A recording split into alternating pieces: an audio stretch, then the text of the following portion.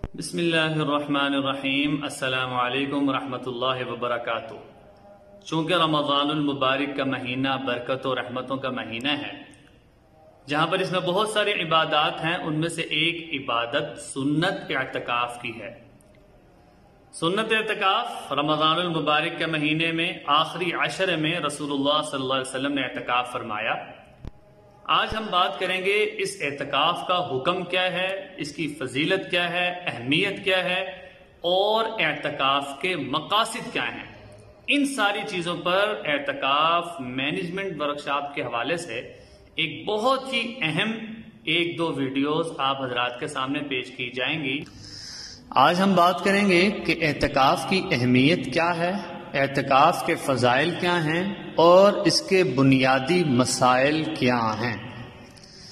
جن عنوان پر ہم بات کریں گے، تب اعتکاف کا حکم کیا ہے، اہمیت اور فضیلت، اس کے مقاصد، آداب، مسائل، عید کی رات اور مکروہات اعتکاف۔ ان میں سب سے پہلی چیز اعتکاف کا حکم۔ اعتکاف کرنا فرض ہے، واجب ہے۔ اعتکاف سنت علی الکفایہ ہے۔ بات کریں اعتکاف کی اہمیت کی، تو رسول اللہ صلی اللہ علیہ وسلم نے ارشاد فرمایا کہ عن عبد اللہ بن عمر رضی اللہ عنہما قال كان رسول اللہ صلی اللہ علیہ وسلم يعتکف العشر الاواخر من رمضان، کہ نبی اکرم صلی اللہ علیہ وسلم رمضان المبارک کے آخری عشرے کا اعتکاف فرمایا کرتے تھے۔ ایک اور حدیث میں فرمایا کہ نبی صلی اللہ علیہ وسلم وفات تک رمضان المبارک کے آخری عشرے کا اعتکاف اہتمام سے فرماتے تھے۔ پھر آپ صلی اللہ علیہ وسلم کے بعد آپ صلی اللہ علیہ وسلم کی ازواج مطہرات رضوان اللہ اجمعین عنہم بھی اعتکاف فرماتی تھیں۔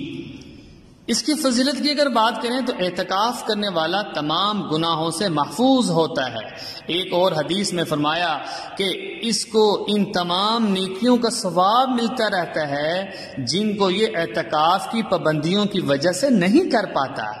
ایک اور حدیث میں فرمایا کہ اللہ جل شانہ کی رضامندی کے لیے ایک دن کا اعتکاف کرنے والے جہنم کے درمیان 3 ایسی خندقیں حائل ہو جاتی ہیں جن میں سے ہر ایک کا فاصلہ اتنا ہے جتنا مشرق اور مغرب کے درمیانی فاصلہ۔ ایک اور حدیث میں رسول اللہ صلی اللہ علیہ وسلم نے فرمایا جو شخص رمضان المبارک کے آخری عشرے کا اعتکاف کرے اس کو 2 حج اور 2 عمروں کا ثواب ملتا ہے۔ اعتکاف کے مقاصد کیا ہیں؟ اعتکاف کے بنیادی مقاصد میں سے اللہ سے تعلق قائم کرنا، آستانہ خدابندی پر ڈیرہ ڈال لینا، نماز کا انتظار اور شب قدر کی تلاش کرنا۔ لہذا شب قدر کے فضیلت کے بارے میں، شب قدر کی فضیلت قرآن پاک میں فرمایا لیلۃ القدر خیر من الف شہر، کہ یہ جو رات ہے یہ 1000 مہینوں سے افضل ہے۔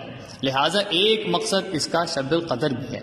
لہذا اس رات میں اعتکاف کے دنوں میں صلاۃ التسبیح کا اہتمام بھی کرنا چاہیے۔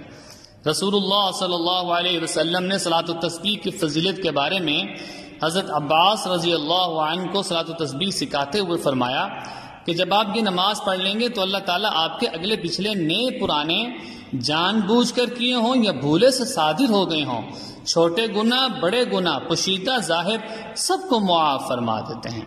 فرمایا اگر ہو سکے تو دن میں 1 بار پڑھ لے، یہ بھی نہ ہو سکے تو ہفتے میں 1 بار پڑھ لے، یہ بھی نہ ہو سکے تو مہینے میں 1 بار پڑھ لے، یہ بھی نہ ہو سکے تو سال میں 1 بار پڑھ لے، اور پھر فرمایا یہ بھی نہ ہو پائے تو زندگی میں 1 مرتبہ تو پڑھ ہی لے۔ اور یہ آپ حضرات کے سامنے یہ ایک چارٹ ہے، اس کے سامنے صلاۃ التسبیح کا مکمل طریقہ مذکور ہے۔ اختتام میں اعتکاف میں سب سے پہلی چیز انسان اللہ کا شکر ادا کرے، دوسری چیز استغفار کرے، تیسری چیز ایک دردمندانہ التماس اللہ کے سامنے پیش ہو، روئے گر گڑائے۔